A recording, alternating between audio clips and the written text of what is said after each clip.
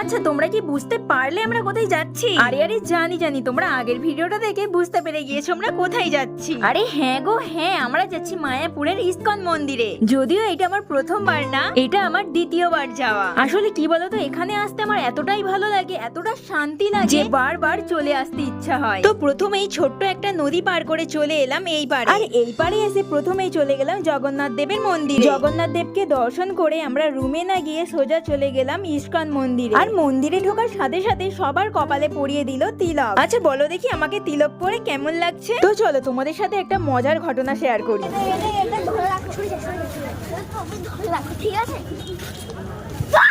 এই পুচকি দুটো রাস্তার মাঝখানে বসে সবাইকে ভয় দেখাচ্ছিল আর জিজ্ঞাসা করতে বলে ওরা নাকি সবার সাথে প্র্যাঙ্ক করছে। ওদের দুজনকে দেখে আমার তো বেশ মজা লাগছিল। তো চলো এবারে কিছু খাওয়া যাক। তো প্রথমেই খেয়ে নিয়েছিলাম ভুট্টা, তারপরে আমি খেয়ে নিয়েছিলাম চাউমিন, যদিও সবাই খেয়েছিল রুটি আর ঘুগনি।